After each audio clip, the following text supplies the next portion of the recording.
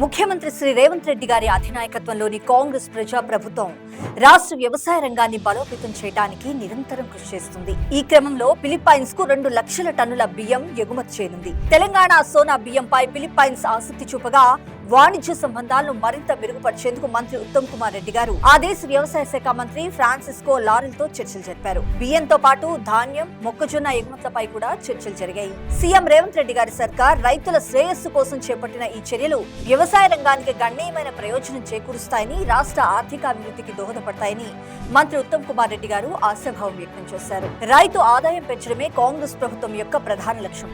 ఇందుకోసం వారికి సబ్సిడీలు, గిట్టుబాటు ధర కల్పిస్తూ ఉంది ప్రజాప్రభుత్వం. అలాగే వ్యవసాయ రంగంలో విప్లవాత్మక మార్పులు తీసుకొచ్చి వారి జీవితాల్లో మెరుగైన ఆర్థిక భద్రతను పెంపొందిస్తోంది ప్రజాప్రభుత్వం.